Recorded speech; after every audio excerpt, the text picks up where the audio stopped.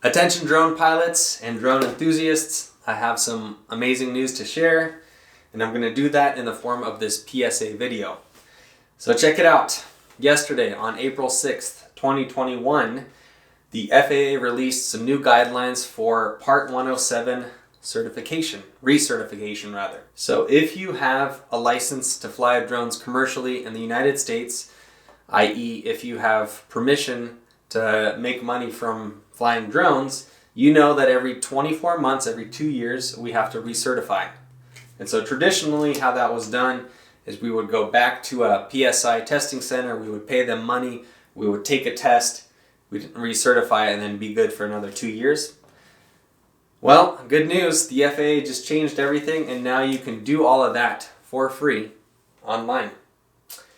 And in this video, I just kind of want to break that down, show people how easy it is. In fact, today I went ahead and recertified myself. Here's my certificates. This was a process that was especially annoying for me in the past because I live in Southern Oregon and the closest testing center was in Bend, Oregon. So not only did I have to study for the test and then pay the money, but I also had to travel. Often I would stay in a hotel, kind of would be an overnight trip. And so the fact that I now can recertify in the comfort of my own home is like, thank you FAA, finally, something good. Let's talk about that. We're going to dive over to the computer next and I'll show you the email that started it all. The email came from my friends over at Drone Pilot Ground School. This is an amazing service that helps educate people to get their certification and then helps them every step of the way later on. And Drone Pilot Ground School, they send out these emails to their subscribers, if you will, that kind of update you on things the FAA is doing, things that are happening in the drone industry. And they give you nice, concise emails which sort of give you just the right amount of chunks of things that you need to know and save all the fluff for, if you want to research that on your own time. So personally, I found it very helpful to be part of their ecosystem because I learn a lot. I get little updates that say, hey, now you can recertify from home. And I take advantage of these things, thus being a more responsible pilot and also being fully legal. So big shout out to Drone Pilot Ground School for that. And now I'd like to hop over and show you exactly how you recertify, give you some links, and this will hopefully be beneficial to you and also help you not procrastinate this process any longer like I did. Without further ado, let's hop to it. So, first step is to go to faasafety.gov and create your own account. There's my certificate. So you basically go here to this website. Again, I'll list it in the description below. You're going to enter your credentials and create an account. Once that's done, you're going to go to this different link and you're going to basically sign in with the FAA. And then you are going to be prompted for this ALC 677 Part 107 Small UAS Recurrent Non-Part 61 Pilots.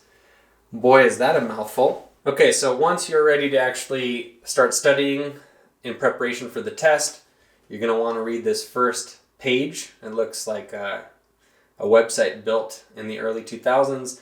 So you're going to read this intro, and then at the top as well as the bottom, you have these little navigation bars, which will kind of prompt you through what you need to get through.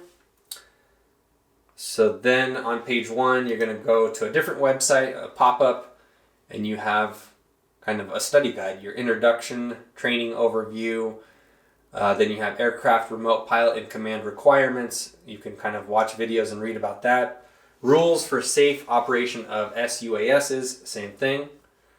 You can exit that. Page 2 is some more general knowledge, kind of some websites that are worth keeping an eye out. If you have further questions on page 2, you can answer some of those questions. Page 3, what's on page 3? On page 3 you have a glossary of terms. So if you forget what CFI means, it's Certified Flight Instructor. So on page 3 is just a glossary of different terms that might be pertinent to either being a pilot or operating a drone. Then you have a review, yada, yada, yada, yada. And then you have the exam. Now, it's probably not going to let me take the exam because I just took it. So we're back here. I was going to show you all the test questions, but I guess the system won't let me in. Probably for the best, because I don't want to be accused by the FAA that I was helping people cheat. So we'll just talk about it. I'll kind of outline my experience and then we'll wrap up. The test brings you back to high school or middle school. It's just like a multiple choice test. There's no images, it's just writing, and then you have to select the correct answer. In my opinion, the test questions were very poorly written and very confusing. Most of them anyway, but nothing that you can't handle. So I have faith that you'll pass no problem. They were just very poorly worded. I felt they were trying to either trick you or maybe they just weren't trying to for anything to make sense. So keep that in mind. Definitely read each question a couple of times to make sure you're understanding what they're asking. And I also found that when I didn't know the answer or when I was second guessing myself, if you just jump down to the next question, it often answered the previous question. So, for example, question 30 was something to the effect of, when you're trying to fly in a restricted area, which organization do you contact? And then it gave you 3 organizations, and I couldn't remember the exact acronym, so I skipped that question, went to the next question, and it literally said, it said something like, when you get permission from this organization to fly in a restricted area, the next thing to do is... So in effect, question 31 answered what question 30 was asking. So when you're doing the test, make sure to skip a question and look below because the answer might be there. The other thing that's kind of different is in the past when you went to a testing center, you had one chance, but you didn't have to score 100%. Now you get 90 minutes and you have to score 100%, which I was a little bit nervous about because I don't want to spend multiple blocks of 90 minutes doing this test. But I quickly found that when I hit review, my test came in at 98%, so I got one question wrong, and the system let me go back and change my answer to the correct answer, resubmit, and I was able to certify. So Sergey, even though he got one question wrong initially, has a certificate of achievement. I am now good to go for another 2 years. I have a big certificate and then I have a small certificate. And presumably the small one is so that you can put it in your wallet, because this plastic card that they sent me a few years ago, they're not going to issue new cards. The FAA doesn't want to do that. So every time you recertify, you're going to get a smaller one that you're going to carry with you, and a bigger one presumably so you can display it in your vehicle, in your office. I don't know. So, in summary, really good news. We don't have to go anywhere to recertify on our Part 107. We could do it from our home. It's not going to cost you a cent. The study guide is boring, but you can get through it. The test questions are written poorly, but easy peasy, you can understand them. If I could do it, you can do it. And like I said, I'm going to include all of the links below so that you guys can navigate the situation more easily.